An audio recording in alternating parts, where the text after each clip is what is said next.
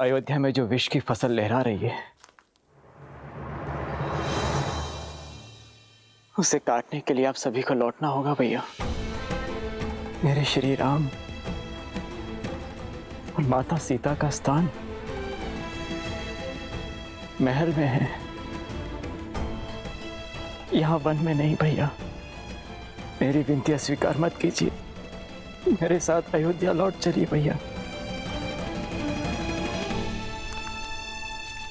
तो रघुकुल का एक पुत्र दूसरे पुत्र से कह रहा है कि वो रघुकुल की मर्यादा का त्याग कर दे, पिताश्री के वचनों का उल्लंघन कर दे। क्या ये उचित है भरत? आपका यहाँ वन में कष्ट भोगना उससे अधिक अनुचित इस संसार में और कुछ नहीं होगा भैया। आप चाहे कितना ही प्रयास क्यों ना कर ले, किंतु मैं आपके बिना नहीं जाऊंगा।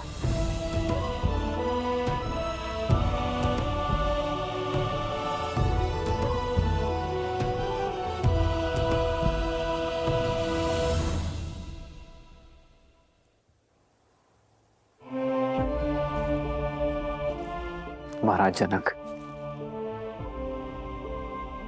अब आप ही समझाइए अपने जमाता को। इस समस्या का समाधान केवल तर्क से लिया जा सकता है। कल प्रातःकाल सभा में लोकमत, ऋषिमत, वेदमत और धर्म के अनुसार राम के अयोध्या लौटने का निर्णय लिया जाएगा।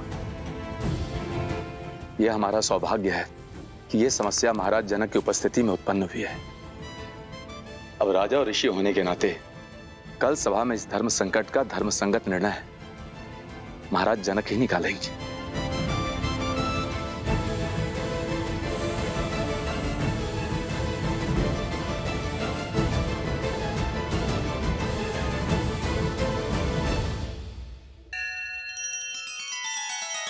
श्री रामचंद्र कृपालु भजुमन हरण भव भय दारुणम नव कंज लोचन कंज मुख कर कंज पद कंजारुणम।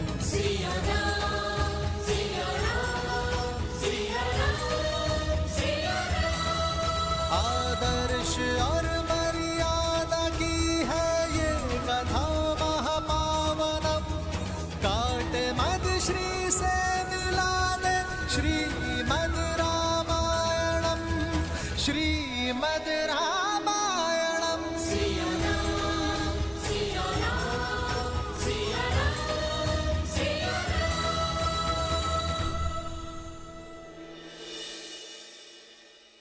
वचन दीजिए मुझे मां, वचन दीजिए मुझे कि कल सभा में आप मेरा पक्ष लेंगी, राम भैया को अयोध्या वापस चलने के लिए कहेंगी। पिता की छाया के जाने के बाद पिता समान राम भैया की छाया से मुझे वंचित नहीं करेंगी मां, वचन दीजिए मुझे। मुझसे अधिक राम को तुम जानते हो, फिर भी हट कर रहे हो, भूल रहे हो कि मेरी हर बात की नीति संगत काट होगी उसके पास।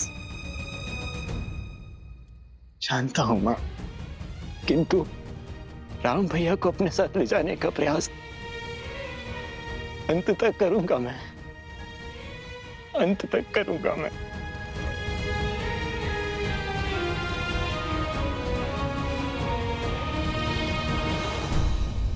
भरत भैया का आपके प्रति प्रेम और समर्पण देखकर मैं गदगद हो गई यार।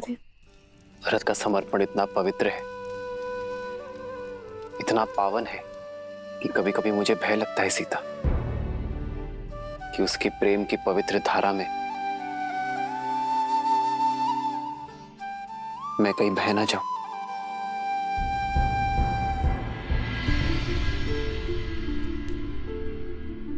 गुरुदेव, मैं तो अपने श्री राम का एक तुच्छ दास हूं, और दास अपने स्वामी से आग्रह कर सकते हैं, उन्हें आदेश नहीं देते, किंतु आप गुरु हैं उनके, वो आपके आदेश को नहीं टाल सकते। गुरुदेव, इस भिक्षुक की झोली भर दीजिए। आप ही है जो मेरे राम भैया को मेरे साथ चलने के लिए कह सकते हैं, अयोध्या का गौरव लौटा सकते हैं। उनके बिना मेरे जीवन का अर्थ ही समाप्त हो जाएगा। यदि भैया मेरे साथ नहीं आए तो किस मुख से लौटूंगा मैं अयोध्या, किस मुख से लौटूंगा? तुम धन्य हो भरत, तुम धन्य हो। जिस प्रकार भक्त की निश्चल भक्ति के वश में आकर भगवान सृष्टि के नियम तोड़ देते हैं और विधि के विधान को बदल देते हैं, उसी प्रकार मैं भी कामना करूंगा और प्रयास भी करूंगा कि राम अपना निर्णय बदल दें और अयोध्या का गौरव अयोध्या आ जाए। देवी, कल चित्रकूट में होने वाली सभा किसी एक समस्या के निवारण हेतु नहीं होगी, अपितु युगों युगों तक न्याय, धर्म, नीति, मर्यादा, प्रेम और त्याग को परिभाषित करेगी, संसार को संबंधों की गरिमा सिखाएगी। किंतु धर्म और कर्तव्य के इस महासमर में जनक किसका पक्ष लेंगे महादेव? उचित और अनुचित के बीच चयन करना तो बहुत सरल है, किंतु यहाँ तो हर कोई अपने अपने दृष्टिकोण से उचित है। दृष्टिकोण, दृष्टिकोण ही इस कथा को महागाथा बनाएगा देवी। अब तक संसार ने केवल यही देखा कि अपनों से ही पद, प्रतिष्ठा और सिंहासन के लिए लड़ते आए हैं, परंतु मानव इतिहास में ऐसा पहली बार होगा जब हर कोई राज सिंहासन त्यागने के लिए सज्ज होगा, उनके लिए जिनसे वो प्रेम करता है। आप देखिएगा देवी, कल की ये सभा आने वाली पीढ़ियों के लिए आदर्श जीवन जीने का मार्ग प्रशस्त करेगी।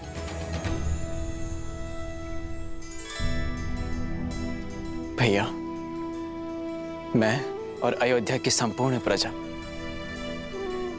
गुरु वशिष्ठ और ऋषि जबाली के साथ आपसे पुनः अयोध्या लौटने की विनती करने आए हैं। अयोध्या पर कृपा करें भैया, हम सब पर कृपा करें। ये वनवासी का जीवन अब छोड़ दीजिए। माता सीता और मेरे प्रिय लक्ष्मण के साथ घर आ जाइए।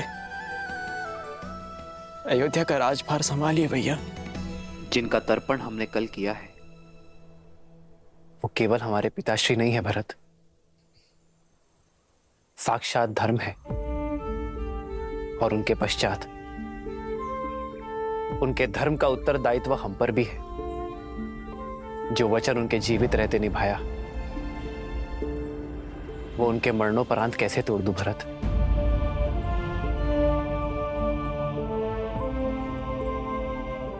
रघुकुल रीत की बेड़ियों से केवल मैं नहीं, तुम भी बंधे हो। जाओ भरत, अयोध्या का राज सिंहासन तुम्हारी प्रतीक्षा कर रहा है। भैया, प्रतीक्षा तो केवल आपकी है उस सिंहासन को। मैं तो केवल परीक्षा दे रहा हूं। जिस गर्भ से जन्म लिया उस पर आरोप लगाना पाप है, किंतु जो महारानी कैकेयी ने किया वो महापाप है। और उनके अपराध का दंड हम सब क्यों भोगे? हम सब क्यों अपने राजा राम की छत्र छाया से वंचित रहे? उचित कह रहे हैं कुमार भरत। दंड तो महारानी कैकेयी को मिलना चाहिए। दंड मिलना चाहिए। दंड मिलना चाहिए। दंड मिलना चाहिए। दंड मिलना चाहिए। अवश्य ही हमारे दिवंगत पिता धर्म के सूर्य थे, किंतु ग्रहण का दोष तो सूर्य पर भी लगता है भैया। और उस ग्रहण को मिटाने आपको स्वयं सूर्य बनकर अयोध्या आना होगा भैया। मैं संपूर्ण तैयारी के साथ आया हूं। गुरु वशिष्ठ आपका राज्यारोहण करने के लिए सज्ज हैं और हम सबके नेत्र बस आपके निर्णय पर टिके हैं।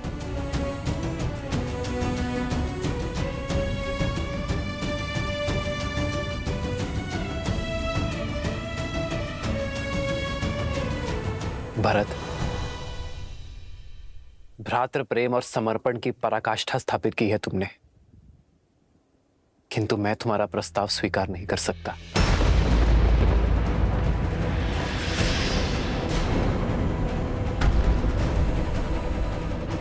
एक वचन मैं निभा रहा हूं, तो दूसरा वचन तुम निभाओ भरत। अयोध्या की सेवा करो। मेरे भाग्य में तो संतों की सेवा का सुख और असुरों के आतंक का अंत करना है। मेरा मार्गदर्शक तो स्वयं धर्म है और मैं उसी के दिखाए पथ पर चलूंगा।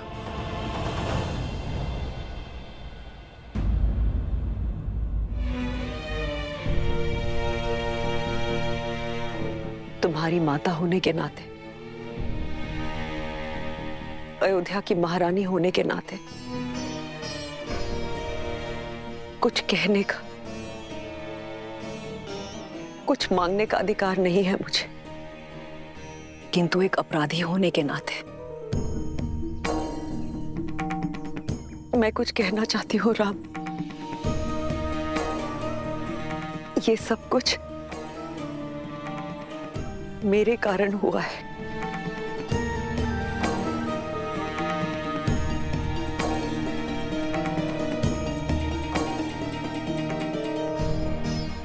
तुम्हारे पिताश्री से वचन मांगने वाली मैं थी। आज तुम तीनों वन में हो, मेरे कारण। आज मैं कैकेयी अपने पुत्र राम को हर वचन से मुक्त करती हूं। आज मैं अपने सारे वचन वापस लेती हूँ राम। हमारे साथ अयोध्या वापस चलो राम, हमारे साथ अयोध्या वापस चलो।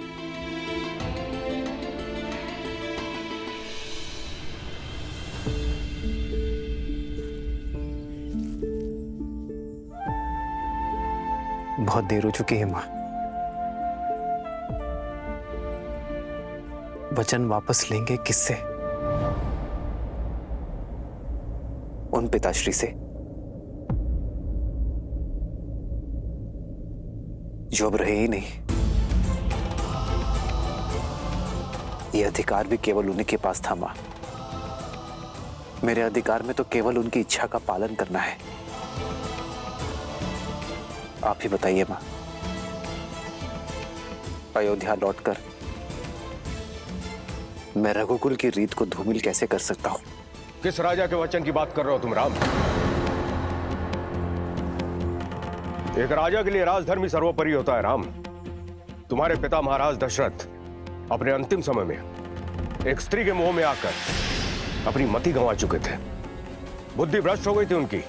उनके वचन को महत्व नहीं दिया जा सकता।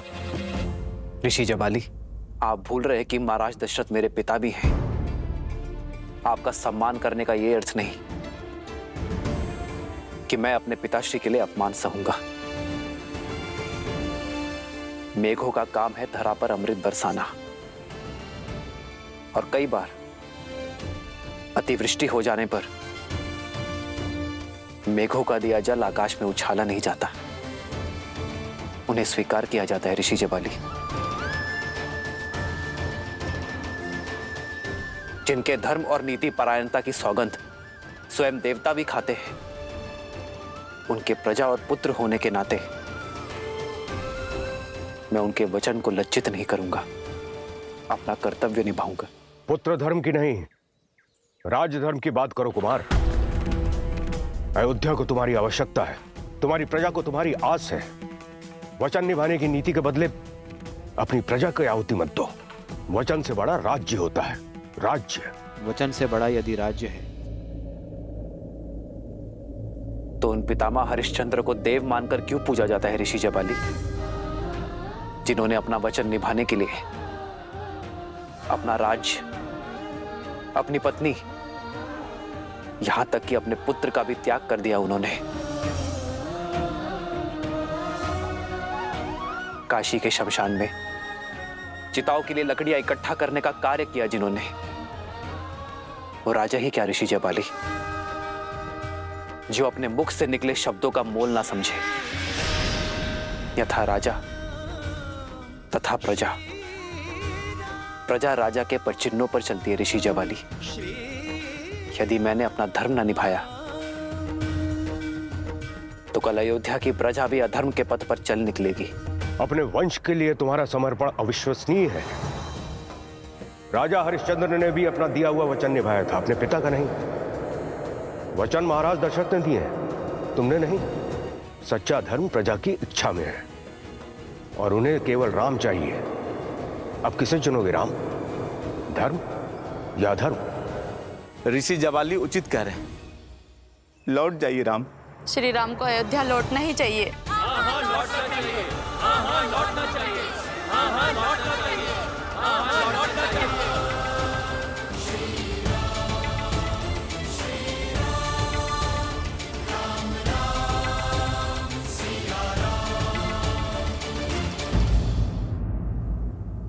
ऋषि जबाली,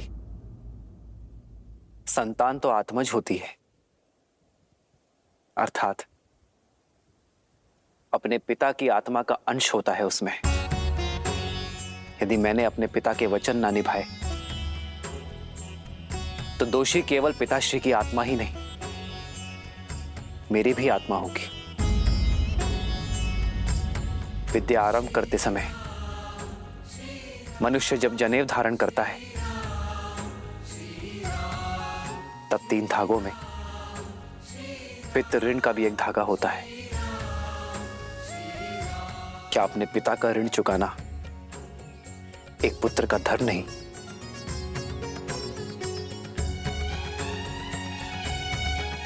उत्तर दीजिए ऋषि जबाली। राजा प्रजा का सेवक होता है राम, और तुम्हारा धन प्रजा की ओर है। यदि मेरी बात पर विश्वास नहीं है तो पूछो यहां पर उपस्थित हर एक अयोध्यावासियों से। कहिए, क्या मत है आप लोगों का? राम को क्या चुनना चाहिए, सिंहासन या फिर वनवास? सिंहासन। सिंहासन, सिंहासन, सिंहासन, सिंहासन, सिंहासन, सिंहासन।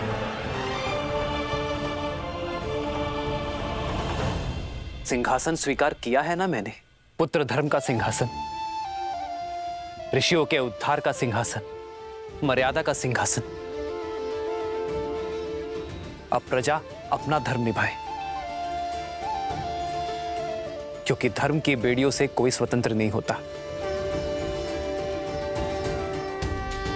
जिस प्रकार एक राजा का धर्म होता है अपनी प्रजा की रक्षा करना, उसी प्रकार प्रजा का धर्म होता है अपनी राजा के आज्ञा का पालन करना, उनका सम्मान करना। ये मेरे पिताश्री के वचन थे कि मेरा भाई भरत अयोध्या का राजा बने, अयोध्या का राजपाट संभाले। और रही बात अयोध्या का सर्वश्रेष्ठ राजा बनने की,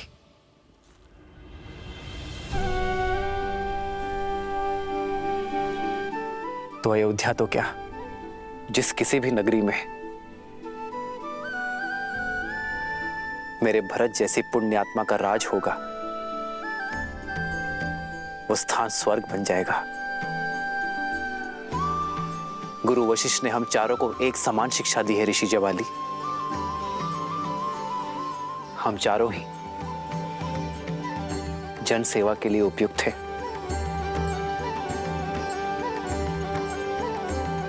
ऋषि जयपाली, मैं आपसे और मेरी प्रिय अयोध्या की प्रजा से पूछता हूं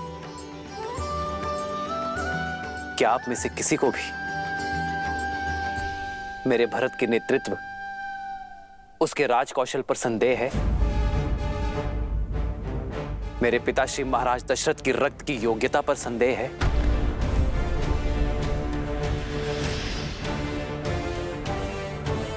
यदि आप में से कोई भी मुझे मेरे भरत की एक त्रुटि, एक दोष, एक अवगुण बता दे जिस कारण उसे अयोध्यापति नहीं बनना चाहिए, तो मैं इसी क्षण अयोध्या का राज सिंहासन संभालने के लिए सज्ज हूं।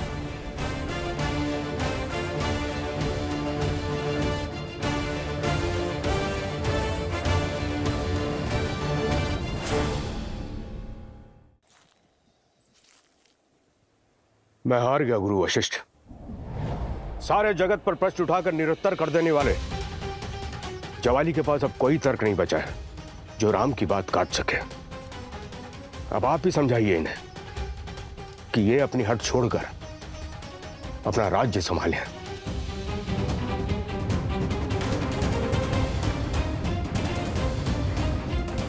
भरत और आप सबकी भांति राम के सामने एक याचक बनकर आया, और याचक को केवल अपना स्वार्थ साधना होता है। उसके लिए उचित अनुचित, धर्म अधर्म, न्याय अन्याय की रेखा धूमिल हो जाती है। इस पल मैं भी ये निर्णय करने में असमर्थ हूं। हम बहुत भाग्यशाली हैं कि हमारे बीच ज्ञानी प्रज्ञा उपस्थित है। मिथिला नरेश जनक, अब धर्म की लाज आपके हाथों में है। बताइए राजा जनक, क्या निर्णय है आपका?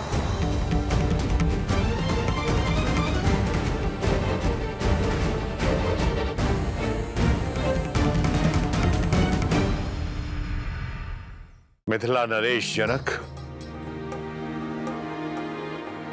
अब धर्म की लाज आपके हाथों में है। आप जो भी निर्णय लेंगे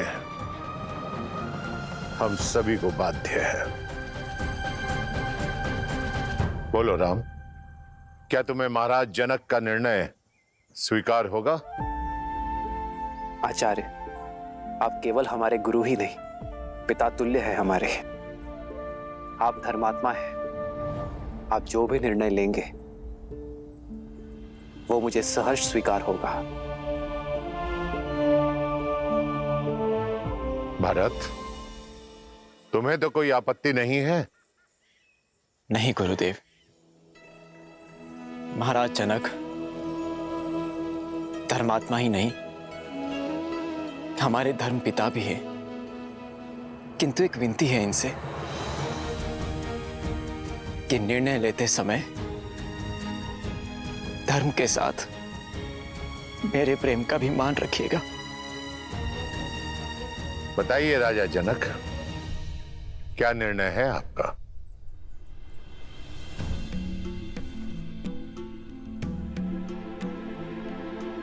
कोई भी निर्णय लेने से पहले मैं अपने सौभाग्य को धन्यवाद देता हूं कि मुझे इस धर्म सभा में उपस्थित होने का अवसर मिला। एक और राम है जो धर्म और मर्यादा की प्रतीक है,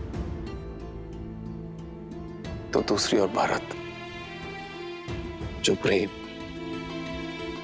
और समर्पण की पराकाष्ठा है।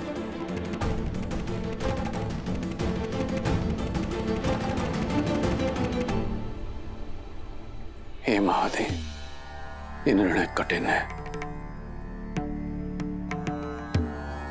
मुझे सद्बुद्धि देना, प्रेरणा देना, ताकि मैं उचित निर्णय ले सकूं। हर हर महादेव।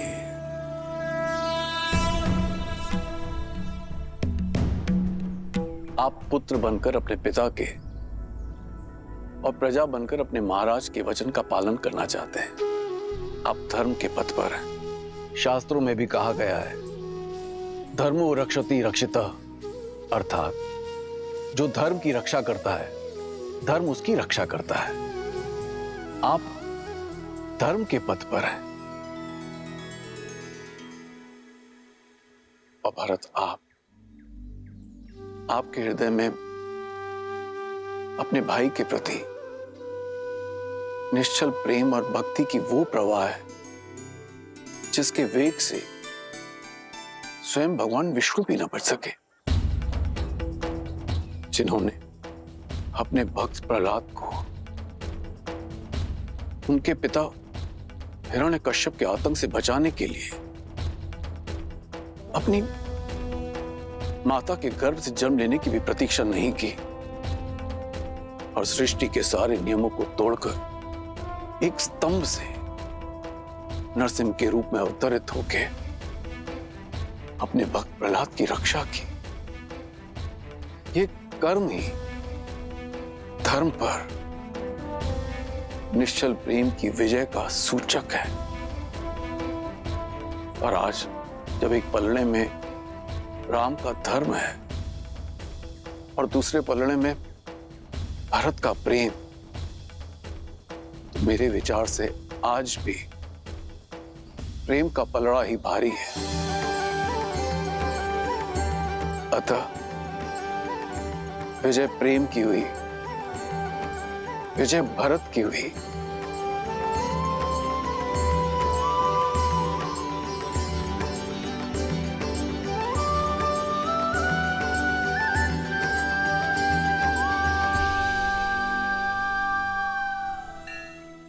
इसका अर्थ है कि मैं अपने भैया को अयोध्या ले जा सकता हूं, अपनी इच्छा पूर्ण कर सकता हूं। किंतु प्रेम के भी अपने कुछ नियम होते हैं कुमार। प्रेम में पहले उनके विषय में सोचा जाता है जिनसे हम प्रेम करते हैं।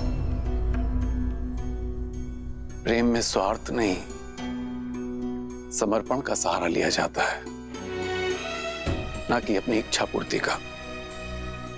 इसीलिए मेरा परामर्श आपसे यह है कि आप निस्वार्थ भाव से, निश्चल प्रेम से स्वयं श्री राम से पूछें कि उनका निर्णय क्या है, उनकी प्रसन्नता किसमें है। फिर वो जो भी निर्णय लें उसे आप प्रेम पुष्प की तरह हृदय से स्वीकार करें।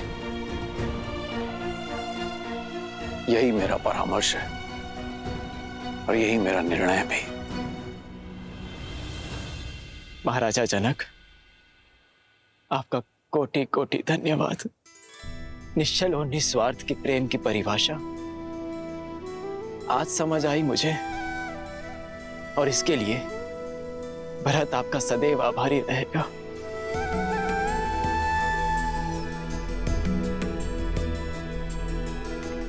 अब तक तो केवल अपने कर्तव्य और कीर्ति की समझ थी मुझे, किंतु उचित और अनुचित का बोध अब समझ आया। मेरे भैया ने अपने पिताश्री के वचनों का पालन करना स्वीकार किया, किंतु इन्हें मेरी भी एक इच्छा स्वीकार करनी होगी, और ये मेरा निर्णय है। या तो भैया सिंहासन स्वीकार करें या मैं मृत्यु का आलिंगन करूंगा।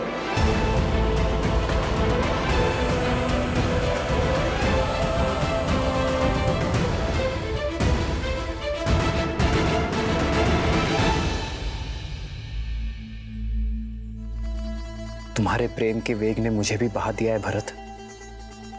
तुम मुझे अयोध्या के राज सिंहासन पर बैठते देखना चाहते हो ना, तो वही सही। तुम्हारी प्रसन्नता के लिए मुझे वो भी स्वीकार है। सच भैया? हाँ भरत, किंतु पिताश्री के वचन को झुठलाने का साहस मुझ में अब भी नहीं है। मुझे 14 वर्ष का वनवास काट कर आने दो भरत। उसके बाद मैं तुमसे अयोध्या का राज सिंहासन स्वीकार कर लूंगा। तब तक अयोध्या का भार तुम्हारा हुआ मेरे भाई। हाँ नहीं भैया, आप महान हैं। आपने अपने धर्म और मेरे प्रेम दोनों का मान रख लिया। कदाचित मेरे लिए इन पापों का यही दंड है कि 14 वर्षों तक आपके वियोग की असहनीय पीड़ा को मुझे सहना होगा भैया।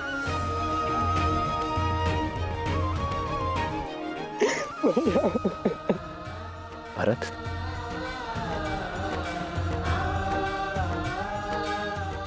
क्या हृदय भी कभी शरीर से भिन्न होता है भरत?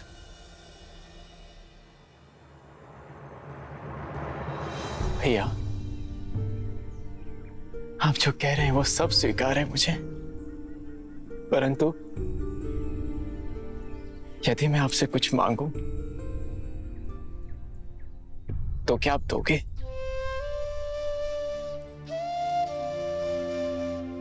मेरे प्रिय भरत के लिए तो मेरे प्राण भी न्यौछावर है।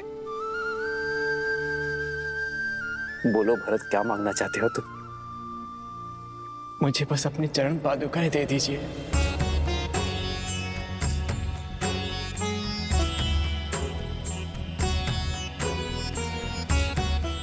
अयोध्या का राज्यभार बहुत बड़ा है भैया, और जिस सिंहासन पर मेरे भैया राम का अधिकार हो, उस सिंहासन पर बैठने का मैं दुस्साहस नहीं कर सकता।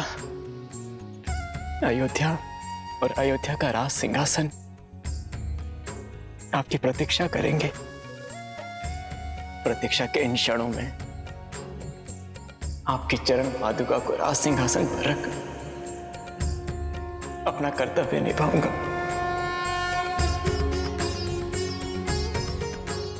आपके पग धर्म के पद पर है, और आपके चरणों में पड़ी पादुकाओं को राज सिंहासन पर रखने से हमारी अयोध्या से धर्म का लोप नहीं होगा भैया।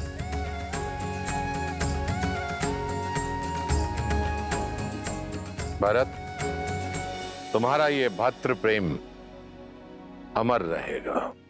तुम्हारा नाम केवल लेने से सबके पाप दूर हो जाएंगे।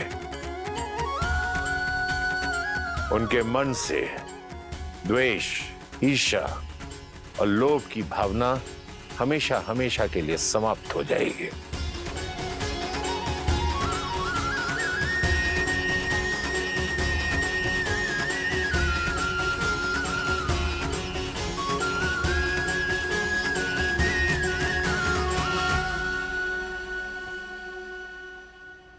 आदर्श और मर्यादा की है ये कथा महापावनम, काटे मद श्री से मिला दे श्रीमद् रामायणम, श्रीमद् रामायणम, श्रीमद् रामायणम। इन पर अपने पैर रख के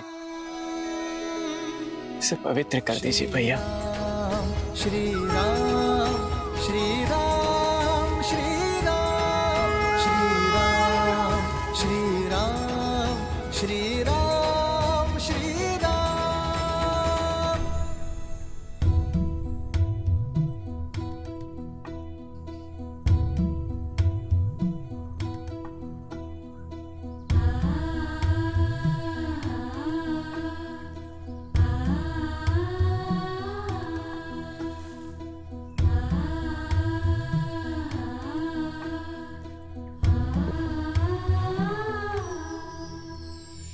राम भक्त ले चला रे राम की निशानी, राम भक्त ले चला रे राम की निशानी, शीश पर खड़ाऊ अखियों में पानी, राम भक्त ले चला रे राम की निशानी। आपके आदेश का पालन कर रहा हूं भैया। न जाने किस जन्म का दंड भोगूंगा मैं इन 14 वर्षों के वियोग में। किंतु स्मरण रहे 14 वर्ष, केवल 14 वर्ष। यदि एक क्षण भी अयोध्या लौटने में आपने विलंब किया तो अपने प्रिय भरत के निर्जीव शरीर से भेंट करेंगे आप।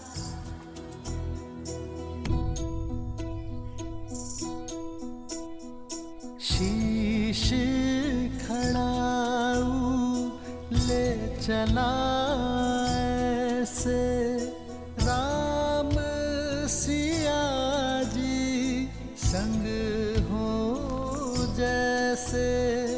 शीश खड़ाऊ ले चला ऐसे राम सिया जी संग हो जैसे। अब इनकी छाँव में रहेगी राजधानी, राम भक्त ले चला रे राम की निशानी। राम भक्त ले चला रे राम की निशानी।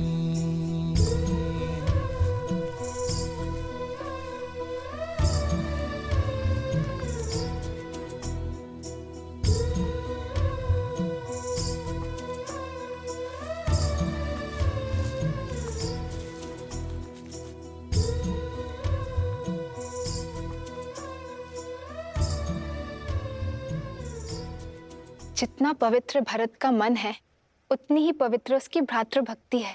भक्ति क्या है? भक्ति देवी, भक्ति वास्तव में एक व्यक्ति का दूसरे व्यक्ति के प्रति विश्वास ही तो है। वो विश्वास जिसे समय और परिस्थिति बदल ना पाए। भरत की श्री राम के प्रति भक्ति, धर्म और सत्य के प्रति विश्वास, इसी का उदाहरण है वो विश्वास जिसके लिए व्यक्ति अपनों से, संसार से, यहां तक कि स्वयं से भी लड़ जाए। भरत की श्री राम के प्रति भक्ति, उनके प्रति विश्वास ही भरत को आदर और सम्मान की मूर्ति बना देता है। सत्य कहा आपने। ऐसे प्रेम का भला कोई शत्रु कैसे हो सकता है? भरत से बड़ा भक्त इस संसार में कोई अन्य हो ही नहीं सकता। सत्य कहा आपने देवी। वास्तव में इस संसार में भरत से बड़ा और कोई भक्त नहीं, सिवाय एक के। अर्थात जहां एक और भरत ने श्री राम की सेवा के लिए अपना समस्त जन्म दिया, वहीं कोई और भी था जिसने केवल श्री राम की सेवा के लिए जन्म लिया, जो भक्ति में भरत से कम नहीं था और बल और साहस में इस ब्रह्मांड में अद्वितीय था। कौन है वो? पहेलियां मत बुझाइए। पहेलियां नहीं देवी, ये सत्य है। भरत से बड़ा राम भक्त यदि कोई है तो वो केवल शिव है। और यही कारण है कि मेरे एकमात्र अंशावतार ने राम काल में ही धरती पर जन्म लिया, ताकि वो श्री राम और रावण की इस महान गाथा का अभिन्न अंग बन सके। अंशावतार? हाँ देवी, मेरा अंशावतार, जिसे ये संसार कभी प्रेम से, कभी भय से, तो कभी भक्ति से, भिन्न भिन्न नामों से पुकारेगा। अंजनाद्रि में जन्मे माता अंजनी के पुत्र अंजनेय, पवन सुत हनुमान, पवन सुत हनुमान। परंतु अभी मेरा यह अंशावतार कहीं प्रतीक्षारत है, अपने प्रभु श्री राम से मिलन के लिए।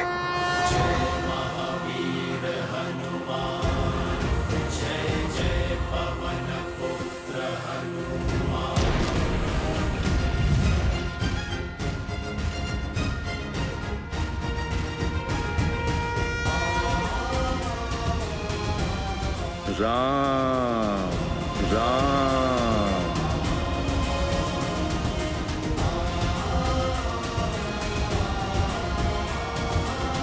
राम राम बजरंग बली हनुमान, जय जय महाबली हनुमान। राम राम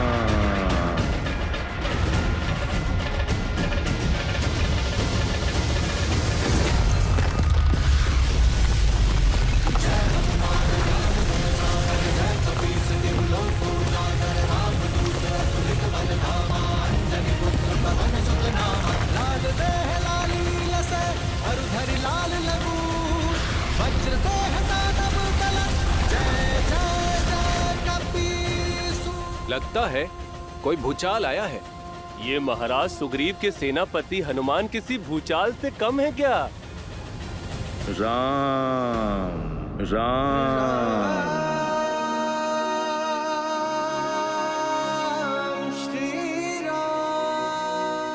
लगता है अपना सुध खो बैठे हैं हनुमान जी। राम नाम के किसी मनुष्य को अपना आराध्य मान चुके हैं। राम राम और ये एकांत में कर क्या रहे हैं?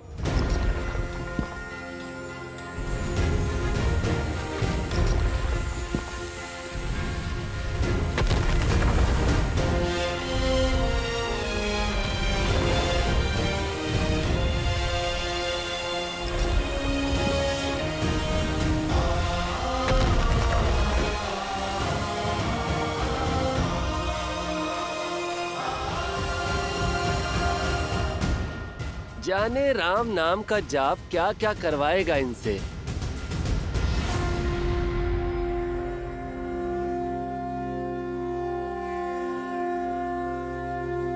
राम राम श्री गुरु चरण सरोज रज,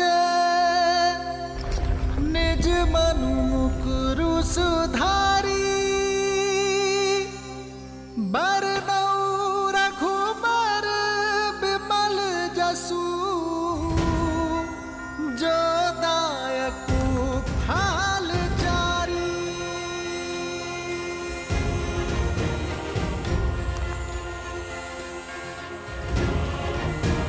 जय महावीर हनुमान, जय जय पवन पुत्र हनुमान।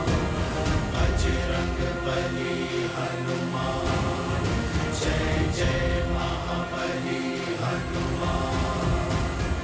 राम राम जय हनुमान ज्ञान गुण सागर, जय कपीस तिहु लोक उजागर। रामदूत अतुलित बल धामा, अंजनी पुत्र पवन सुत नामा। राम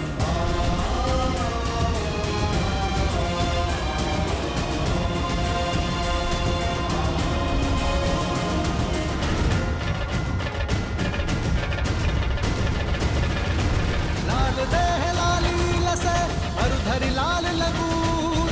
वज्र देह दानव तलत, जय जय जय कपीसु। लो आ गया मनुष्य का भक्त। लगता है ये नया उत्साह भी राम की रट का प्रकोप है।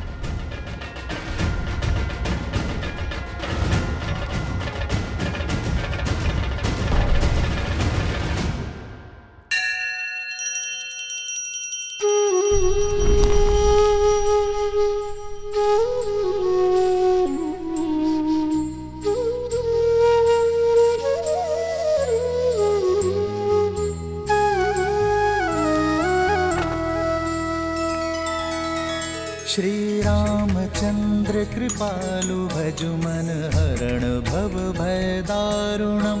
नव कंज लोचन कंज मुख कर कंज पद कंजारुणम कंदर्प अगणित अमित छवि नव नील नीरज सुंदरम बट पीत मानहु तड़ित रुचि सुचि नौमि जनक सुतावरम श्री राम श्री राम श्री राम श्री राम श्री राम श्री राम श्री राम श्री राम श्री राम श्री राम श्री राम श्री राम श्री राम श्री राम श्री राम श्री राम।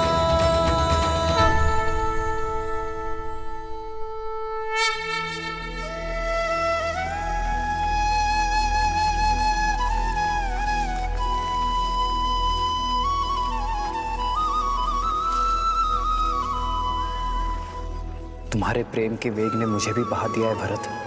तुम मुझे अयोध्या के राज सिंहासन पर बैठते देखना चाहते हो ना, तो वही सही।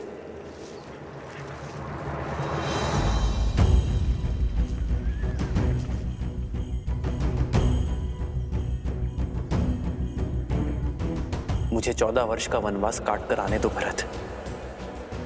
उसके बाद मैं तुमसे अयोध्या का राज सिंहासन स्वीकार कर लूंगा। तब तक अयोध्या का भार तुम्हारा हुआ मेरे भाई।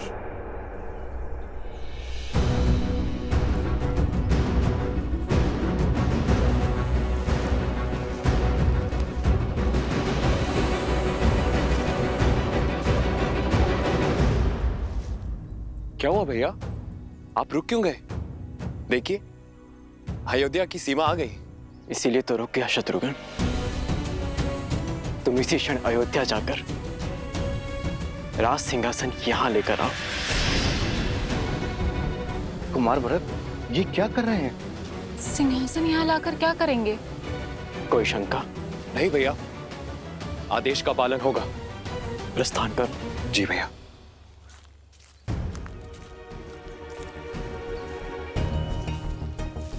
भरत, हम यहाँ क्यों खड़े हैं?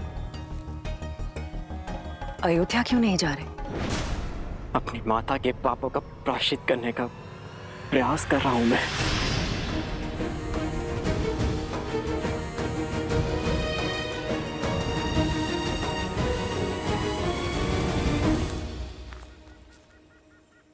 पुत्र, अब पादुकाएं नीचे रख दो। कब से ऐसे ही हो? कुछ क्षण सांस ले लो और मुझे बताओ, उलझन क्या है? नहीं माता, ये पादुकाएं मैं नीचे नहीं रख सकता। मेरे राम भैया की ये पादुकाएं भरत के जीवित रहते तो भूमि पर नहीं रखी जाएगी। इन्हें इनके उचित स्थान पर रखना होगा। उसके पश्चात मैं आपसे जी भर के वार्तालाप कर सकता हूं, किंतु इस क्षण नहीं।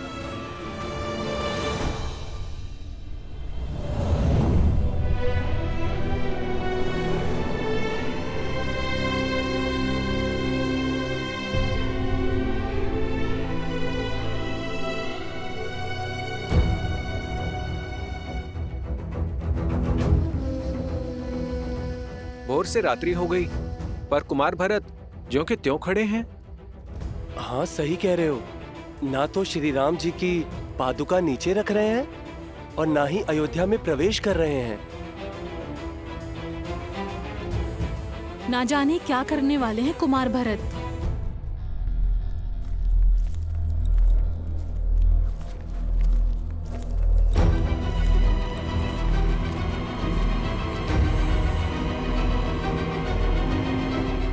सिंहासन आ गया भैया।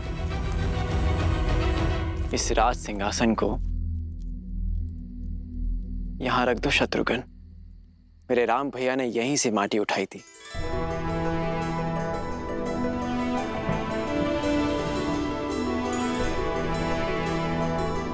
एक राजा का कर्तव्य अपने अंतिम श्वास तक अपनी प्रजा की सेवा करना होता है और अपनी अंतिम सांस छोड़ने से पहले अपनी प्रजा और सिंहासन के लिए एक सर्वश्रेष्ठ उत्तराधिकारी चुनना होता है। मेरे पिताश्री महाराज दशरथ ने इस सिंहासन के लिए सर्वश्रेष्ठ उत्तराधिकारी मेरे भैया राम को चुना है और वही सदैव अयोध्या के राजा रहेंगे। जब तक रघुनंदन श्री राम अयोध्या लौटकर नहीं आते तब तक उनकी ये पवित्र पादुकाएं इस राज सिंहासन की शोभा बढ़ाती रहेंगी।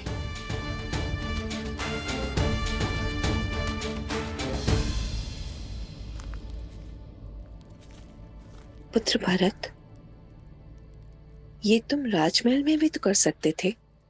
नहीं माता, जब राजा वनवास पे हो तो सिंहासन राज आवास में क्यों? भैया की अनुपस्थिति में हमारी प्रजा मुझे राजा समझने की भूल कर सकती है। और माता, मैं भी तो एक साधारण मनुष्य ही हूं। अयोध्या में रहते हुए, वहां का राजकाज करते हुए, यदि एक क्षण के लिए भी मेरे मन में राजा होने का विचार आया तो मुझे तो नरक में भी स्थान नहीं मिलेगा माता। और इसीलिए मैंने निर्णय लिया है कि जब तक मेरे राम भैया लौट कर नहीं आते तब तक मैं भी अयोध्या में पग नहीं धरूंगा।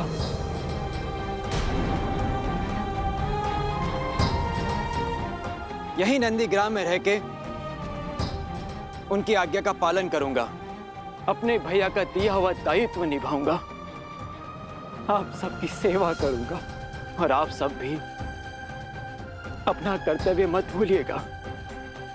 मत भूलिएगा कि अयोध्या पर केवल हमारे श्री राम का अधिकार है और मैं अयोध्या अपने महाराज के साथ ही लौटूंगा 14 वर्षों के बाद।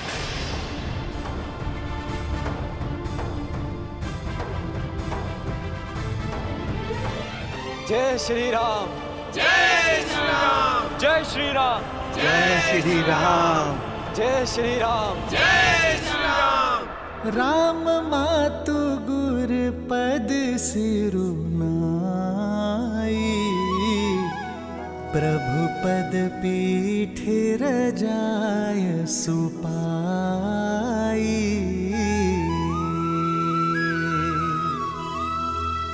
नंदी गाँव करी परन कुटीरा, किन्हनि वासुधर मधुर धीरा।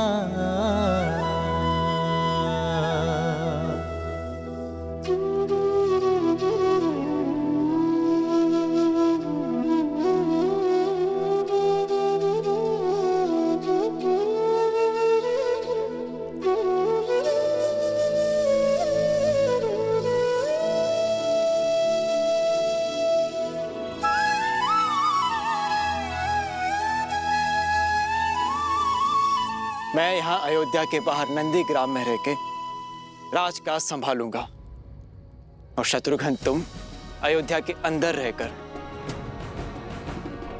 हमारी प्रजा की सुरक्षा का दायित्व निभाना, क्योंकि मेरा भाई मुझसे भी अधिक शूरवीर है। जो आज्ञा भैया। तुम्हें जन्म देकर मेरे पापों के प्रायश्चित हो गए भरत। ये कहकर अपने आप को लज्जित होने से नहीं बचा पाए, किंतु अपने कर्मों से तुमने मेरे कोख की लाज रख ली भरत। मुझे गर्व है भरत कि तुम मेरे पुत्र हो। मुझे गर्व है कि मैं तुम्हारी माता हूं भरत। गर्व तो आपको होना ही चाहिए महारानी, क्योंकि श्री राम आपको अपनी माता मानते हैं। क्षमा कर दिया उन्होंने आपको, परंतु कभी विचार कीजिएगा महारानी कि जो अपने स्वार्थ के लिए अपनों के साथ छल करता है उसे नर्क भी यहीं भोगना पड़ता है। आपने अपने पुत्र के सिंहासन के लिए मेरे श्री राम को वन भेजा, परंतु अब आपके पास क्या है? ना वो पुत्र जिसे आपने जन्म दिया, और ना वो पुत्र जिसे आपने वनवास भेज दिया, और ना वो पति जिसके प्रेम के साथ आपने छल किया। मेरे राम भैया के पास माता सीता है, लक्ष्मण है। मेरे पास मेरे राम भैया का प्रेम और उनका आशीर्वाद है, किंतु आपके पास कुछ नहीं, खाली हाथ। वास्तविक वनवास तो आप भोगेंगी महारानी, 14 वर्षों तक महल की बंद दीवारों के बीच।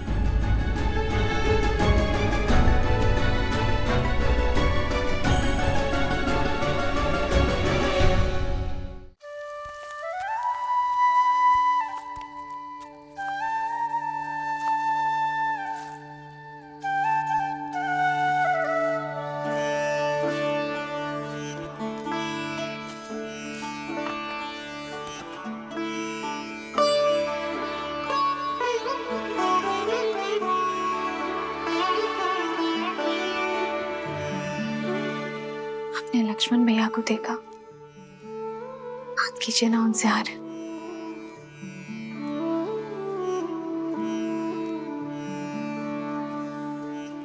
पहले परिवार से वियोग का दुख था, अब उनसे मिलने से कदाचित परिवार की स्मृतियां सता रही हूं। एक विचित्र ग्लानि भाव देखा मैंने भैया की आंखों में। कभी कभी भावनाएं मन के अंकुश से मुक्त होकर बहने लगती हैं सीता।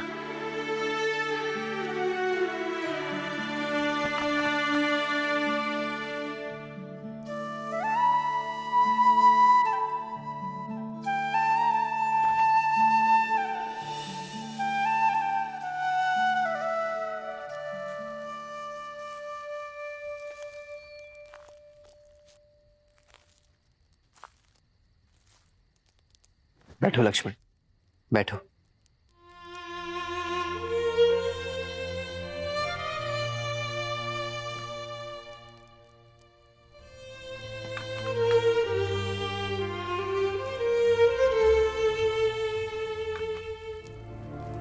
अग्नि में जितनी लकड़ियां डालते जाओगे वो उतनी ही भड़कती जाएगी लक्ष्मण।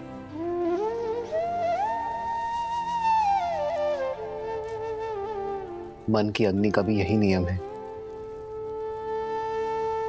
विचार के ईंधन डालते जाओगे तो वो धीमी कैसे पड़ेगी? मैंने पाप किया है भैया, स्वयं को बहुत छोटा अनुभव कर रहा हूं मैं। आपने बार बार समझाने का प्रयास किया मुझे, किंतु मेरी मति मारी गई। लक्ष्मण, अपने प्रिय भरत भैया को नहीं, उस पवित्र आत्मा को नहीं पहचान पाया, उस पर संदेह किया मैंने भैया। स्वयं को अत्यंत मलिन कर लिया है मैंने भैया। मैं स्वयं को क्षमा नहीं कर पा रहा हूं।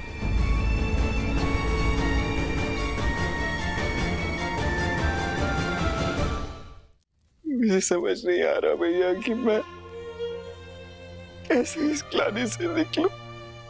स्वयं पर इतनी कठोरता क्यों लक्ष्मण?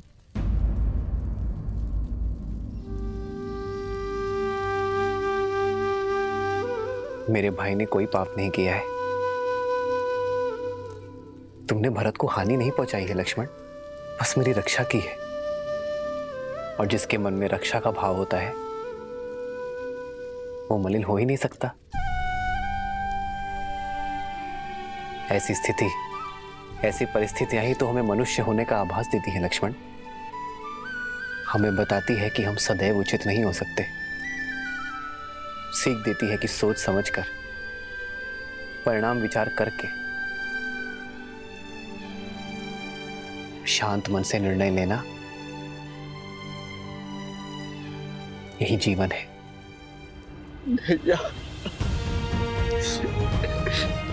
भैया आप बस मुझे क्षमा कर दीजिए, बस एक बार मुझे क्षमा कर दीजिए। मैं आपको आश्वासन देता हूँ कि इसके पश्चात मैं श्रेष्ठ होने का पूर्ण प्रयास करूंगा भैया। आपकी भांति बनने का पूरा प्रयास करूंगा भैया। आप बस इसी प्रकार मेरा मार्गदर्शन करते रहिए। आदेश दीजिए मुझे भैया, मैं आपके किसी आदेश का उल्लंघन नहीं करूंगा, कभी नहीं करूंगा भैया। लक्ष्मण, शांत हो जाओ। क्षमा मांगने की कोई आवश्यकता नहीं है तुम्हें लक्ष्मण। चित्रकूट रुकने का हमारा प्रयोजन सिद्ध हुआ लक्ष्मण। अब नहीं तुम्हारे मन में कोई मलिनता है और ना भरत के मन में कोई ग्लानि। अब हम निश्चिंत होकर अपना कर्तव्य पालन कर सकते हैं। हमें दंडकारण्य चलना चाहिए लक्ष्मण। तुम्हें स्मरण है ना, वहां ऋषियों ने हमसे सहायता मांगी है। जी भैया। बस हम शीघ्र ही दंडकारण्य की ओर प्रस्थान करेंगे।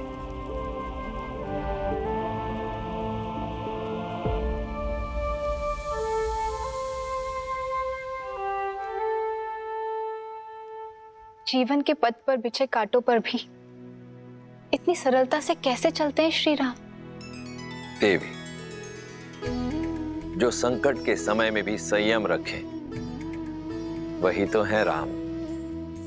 जिनके निर्णय स्वार्थ से मुक्त हो वही तो है राम। जो अपने आज से संसार के आने वाले कल को सुंदर बनाए वही तो है राम। जो अपने कर्म, अपने चरित्र से मर्यादा को परिभाषित करें परंतु स्वयं फिर भी सरल रहे वही तो है मर्यादा पुरुषोत्तम श्री राम। जब मेघ अपने भीतर भरे जल का स्वार्थ छोड़ उसे भूमि पर बरसाने के लिए सज्ज हो जाए तभी तो प्रकृति खिलती है। उसी प्रकार जब जब कोई मनुष्य अपने हित की चिंता छोड़ संसार के हित के विषय में सोचेगा, अपने कर्मों और चयन को समाज के उत्थान के साथ जोड़ेगा, तब तब उस मनुष्य के चरित्र में स्वयं श्री राम के चरित्र का पदार्पण होगा। जय श्री राम। जय श्री राम। अंजनी पुत्र की जय हो। सेनापति हनुमान, भारी संकट आन पड़ा है, आपकी आवश्यकता है।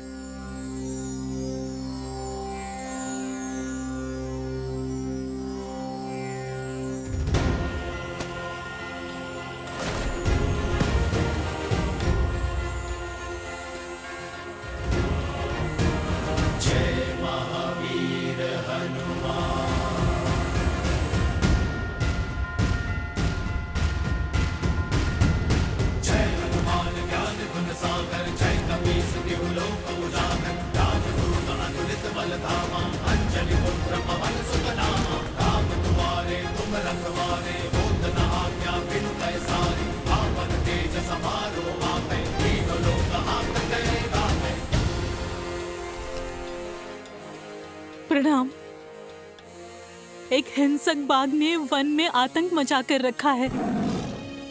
छोटे बच्चे खेलने भी नहीं जाते, बहुत भयभीत हैं वो।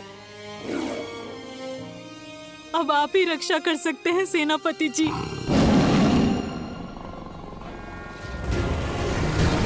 जय महावीर हनुमान, जय जय पवन पुत्र हनुमान। जय हनुमान ज्ञान गुण सागर, जय कपीस तिहु लोक उजागर। रामदूत अतुलित बल धामा, अंजनी पुत्र पवन सुत नामा। लाल देह लाली लसै, अरुधरि लाल लगूर। वज्र देह दानव तलत, जय जय जय कपीस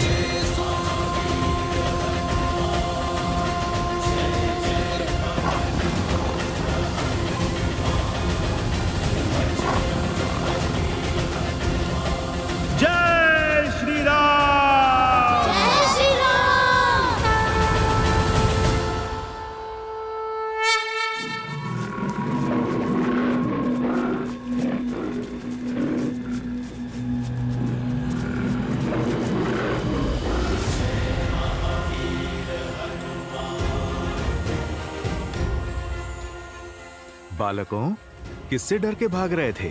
अच्छा हुआ हनुमान काका आप आ गए, हम तो बहुत डर गए थे।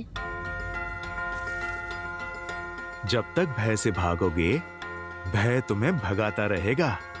पर हनुमान काका, वो बाघ बहुत भयंकर है, वो वानर भक्षी हो गया है, हमारे खेलने के स्थान पे आ जाता है और हमें खाने का प्रयास करता है। कुमार अंगद, किष्किंधा के भविष्य हो तुम। मित्रों की रक्षा करने के स्थान पर यदि स्वयं डरकर भागोगे तो फिर क्या संदेश दोगे इस संसार को? पर हम उसका सामना कैसे करते? वो इतना विशाल और हम नन्हे वानर। पुत्र अंगद, मधुमक्खी भी तो नन्ही होती है, पर कोई भी उससे बैर नहीं लेता, क्योंकि वास्तविक सत्य शारीरिक नहीं मस्तिष्क में होती है। और फिर तुम्हारे पास एक और शक्ति भी है, संगठन की। तुम छोटे अवश्य हो, पर संख्या में बहुत हो, और बाघ तो अकेला है। यदि तुम मिलकर सामना करोगे तो बाघ तो क्या, बड़े बड़े राक्षस भी चित हो जाएंगे तुम्हारे सामने। पर कैसे? जब बल कम हो तो बुद्धि और एकता काम आती है। चलो योजना बनाते हैं। श्री हनुमान जी की जय, श्री हनुमान जी की जय, श्री हनुमान जी की जय। एक एक वानर एक एक वृक्ष पे होगा, अच्छे से दृष्टि रखेगा कि बाघ किस मार्ग से जा रहा है। जिस वानर के पास से वो निकले, वो वानर अपनी चित्कार से संकेत करेगा। सचेत करने के लिए केवल सचेत नहीं करना है, बाघ के पीछे चलकर बिना किसी ध्वनि के उसका पीछा करना है। पर चित्कार रुकनी नहीं चाहिए। पहले एक देगा, फिर दूसरा, और फिर तीसरा, और फिर सब अपनी चित्कार एक दूसरे की चित्कार में मिलाएंगे। फिर जब बाघ एक रिक्त स्थान पर आ जाए, सब एक साथ चित्कार दें और फिर कूदकर उसके सामने आ जाएं। वो दहाड़ेगा।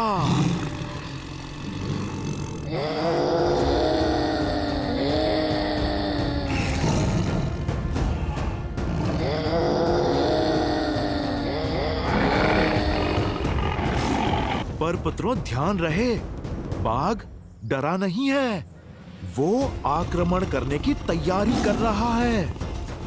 यदि उसने आक्रमण किया तो?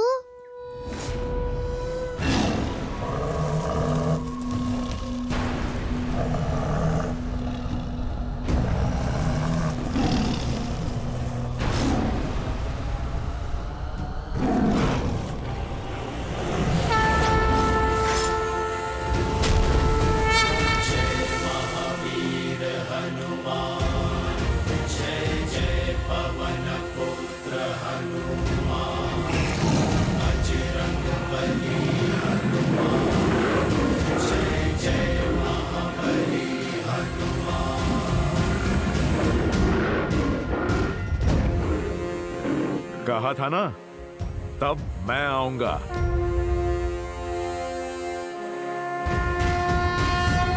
जय हनुमान ज्ञान गुण सागर, जय कपीस तिहु लोक उजागर, रामदूत अतुलित बल धामा, अंजनी पुत्र पवन सुत नामा, राम दुआरे तुम रखवारे, होत न आज्ञा बिनु पैसारे, आपन तेज समारो आपे, तीनों लोक हाथ कै कापे।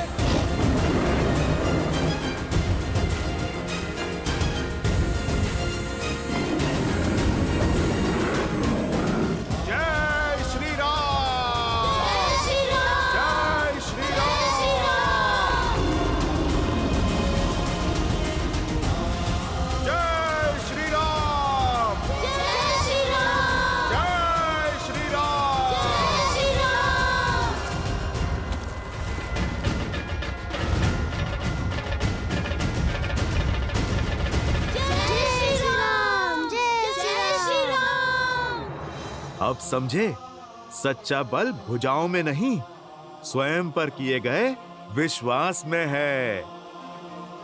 फिर बाग चाहे कितना भी विशाल हो, नन्हे मुन्ने भी उसका परिहास कर सकते हैं। समझो, भय की आंखों में आंखें डाल के विश्वास से देखोगे, भय स्वयं दुम दबा के भाग जाएगा। पर ये विश्वास जगेगा कैसे हनुमान काका? भक्ति और शक्ति में संतुलन बनाना सीख जाओ। भक्ति तुम्हें धर्म से जोड़ती है और शक्ति कर्म से, और ये संगम जीवन के हर एक उतार चढ़ाव में तुम्हारा मार्गदर्शन करेगा। तो हमें भक्ति और शक्ति दोनों का पथ दिखाइए। ठीक है, तो फिर आरंभ अखाड़े से करेंगे। तुम्हें कुश्ती कला में निपुण बनाकर शक्ति पाने के योग्य करूंगा और योग का ज्ञान सिखाकर सिद्धियां पाने का द्वार खोलूंगा।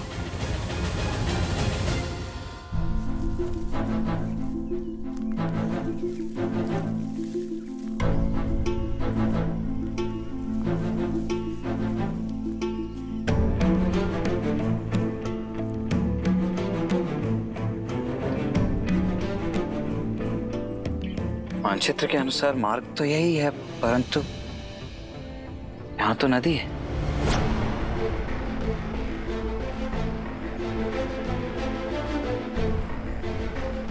कदाचित हम मार्ग भटक गए हैं भैया।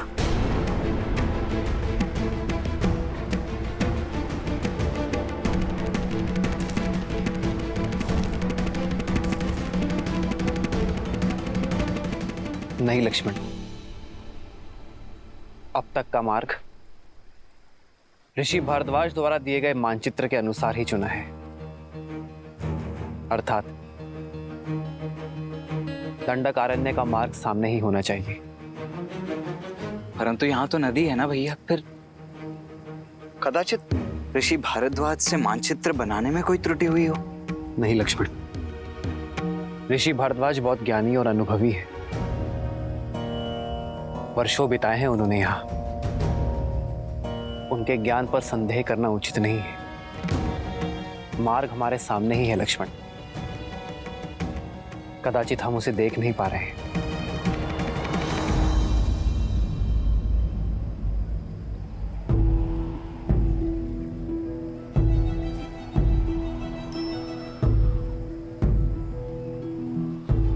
कदाचित इस वन में जैसा दिख रहा है वैसा है नहीं लक्ष्मण।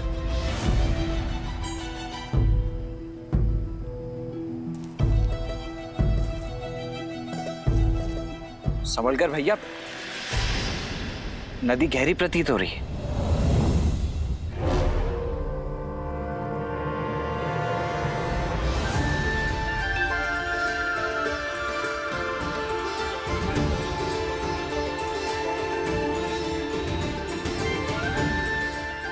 यहाँ कोई नदी नहीं है, केवल नेत्रों का भ्रम है। ऋषि भारद्वाज ने भी बताया था कि राक्षस मायावी है। कहीं ये भी किसी माया का भागी तो नहीं है? यदि मार्ग ढूंढना है तो माया से लड़ना होगा लक्ष्मण। जी भैया। आओ सीता।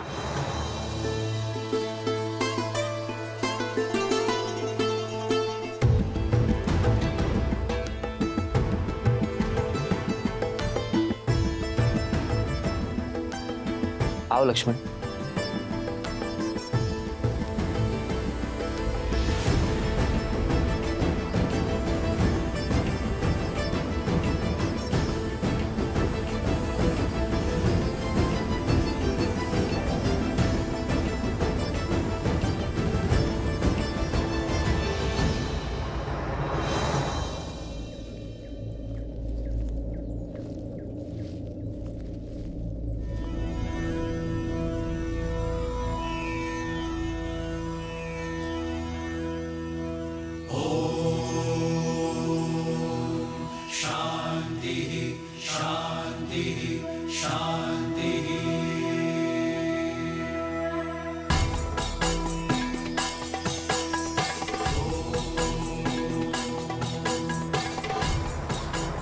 राम, तुम आ गए?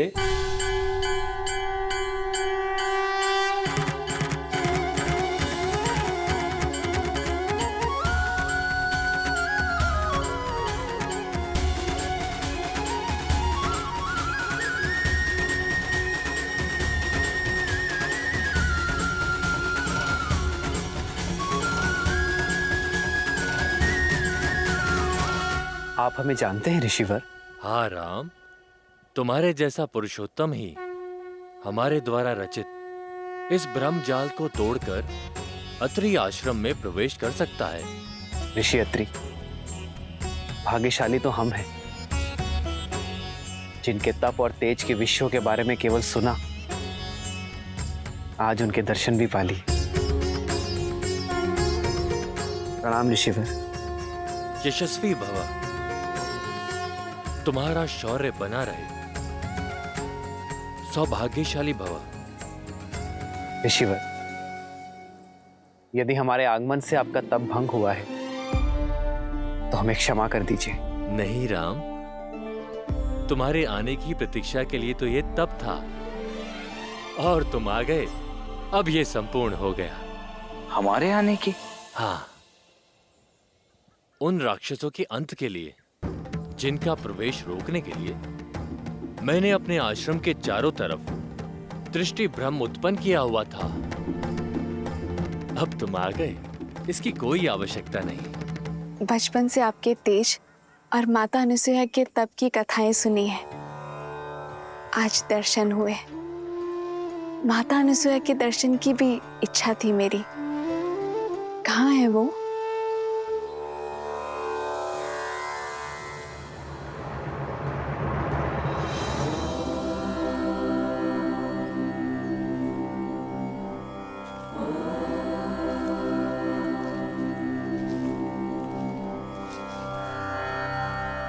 प्रणाम अनुसुईया माता।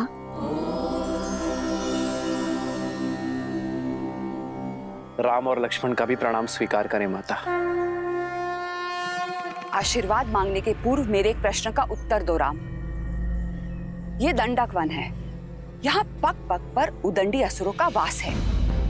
ये एक सज्जन शीलवान स्त्री के लिए कोई स्थान नहीं, और यहाँ तुम अपनी कोमल पत्नी को लेकर आने की भूल कैसे कर सकते हो? ये सुरक्षित नहीं है राम। क्षमा करें माँ, पर मैं असुरक्षित नहीं। जैसे आपके पास आपकी सुरक्षा के लिए आपके तप का ताप है, उसी प्रकार मेरे पास मेरे पति, मेरे श्री राम का कवच है, भैया लक्ष्मण की सुरक्षा है। जिस प्रकार आप इसी वन में अपने पतिव्रता के बल से अपने पति की संगिनी बनकर रह रही हैं, उसी से प्रेरणा लेकर ये सीता भी आपकी ही भांति अपने पति की यात्रा में उनका साथ देगी। ऋषि भारद्वाज के आदेश से पीड़ित ऋषियों के तारण के लिए हम दंडक वन की ओर बढ़ रहे हैं। कदाचित यही हमारे वनवास के लिए नियति का उद्देश्य है ऋषिवर। ऐसे में आपसे भेंट हमारे लिए आशीर्वाद है। हम आशा करते हैं कि आगे की परिस्थितियों, समस्याओं और उनके निवारण के लिए आप हमारे मार्गदर्शक बनेंगे। दंडकारण्य? क्या हुआ ऋषिवर, आप इतने चिंतित क्यों हो गए? दंडकारण्य कोई सामान्य वन नहीं है, सहस्त्र मायावी राक्षसों का गढ़ है राम।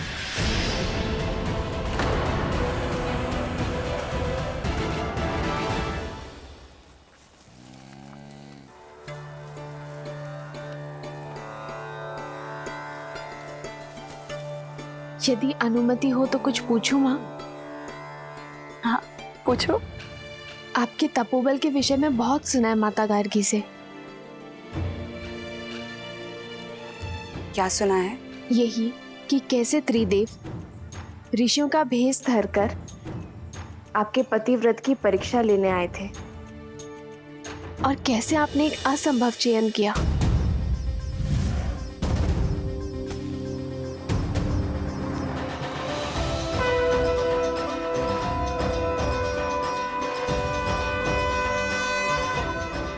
ब्राह्मणों की सेवा तो हर गृहस्थ का धर्म होता है।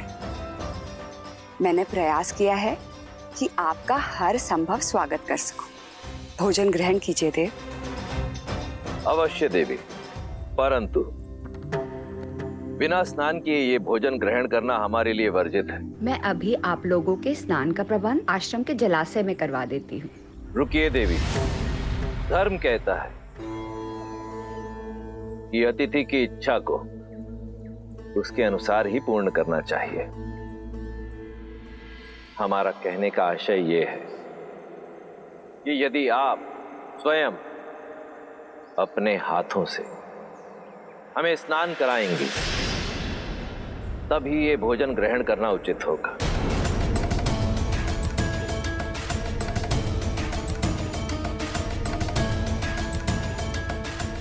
किस सोच में पड़ गई देवी? चयन आपका है। यदि आज हम ब्राह्मण ये भोजन ग्रहण करके इस आसन से उठेंगे तो ऋषि अत्रि का यश सर्वदा बना रहेगा, परंतु यदि हम भोजन ग्रहण किए बिना ही आसन से उठ गए तो अब तुम ही बताओ सीता, ये चयन उचित था या नहीं?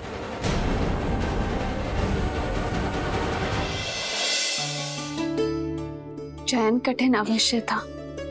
जिस संसार में एक स्त्री की पहचान उसका रूप और यौवन होता है, आपने अपनी बुद्धिमता और चतुराई से स्त्री की नई परिभाषा लिख दी है।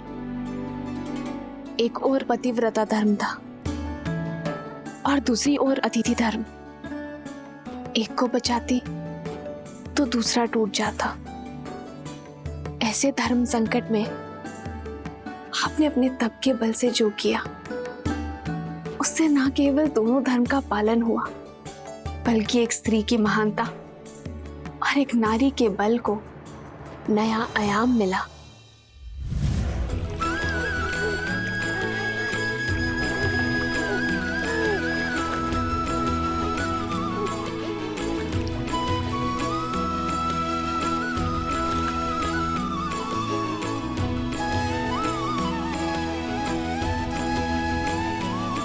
अब आपका स्नान संपन्न हुआ।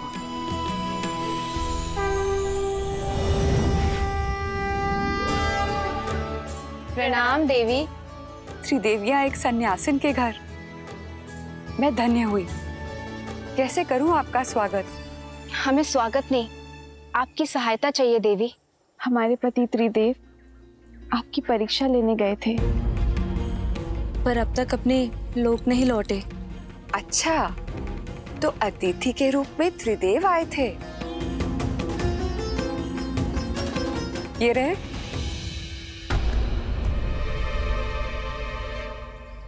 अपना अपना चुन लो।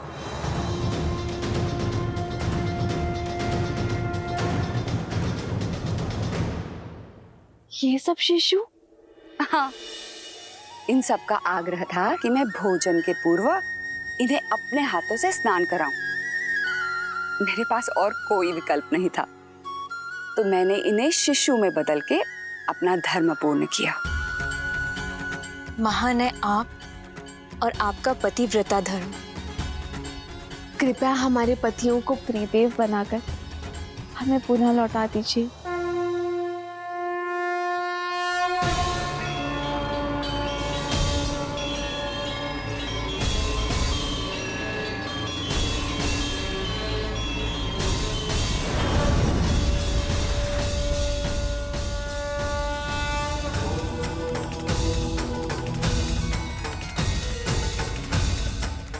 देवी अनुसूया, संसार में जब जब पतिव्रता धर्म की बात होगी तब तब आपका उल्लेख अवश्य होगा।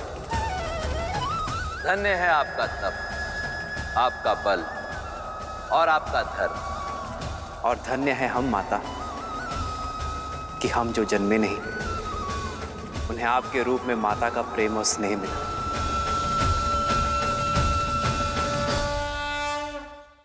कथा सुनना महत्वपूर्ण नहीं है, महत्व तो सीख का है जिसे ग्रहण करना आवश्यक है। बताओ, तुमने क्या सीखा सीता? जो सीखा उसी का बल लेकर तो इस मायावी वन में आ सकी हूं मैं माता। मैंने सीखा, यदि आपके हृदय में आपके जीवन साथी के लिए अटल प्रेम और अटल समर्पण हो, जब अपने प्रेम और समर्पण पर पूर्ण विश्वास हो, तो कोई माया ही क्या, संसार रचने वाले जलाने वाले और नष्ट करने वाले त्रिदेव भी उस विश्वास को खंडित नहीं कर सकते माता। सारे संसार को उसके सामने नतमस्तक होना ही पड़ता है। तुम अद्भुत हो सीता। तुम्हारे आचरण और तुम्हारे विचारों ने मुझे जीत लिया है। तुमने अपने लिए मेरे मन में एक विशेष स्थान बनाया है सीता। मैं तुम्हें कुछ देना चाहूंगी। दंडकारण्य रण क्षेत्र होगा राम, जहां शत्रु सामने से नहीं दिखाई देगा और प्रहार किसी भी दिशा से हो सकता है। जहां रावण के सौतेले भाई खरदूषण के अतिरिक्त अकंपन, तृष्णा, विराद और कवंद जैसे मायावी राक्षस होंगे। अब तुम ही बताओ, उस स्थान पर एक स्त्री का रहना उचित है?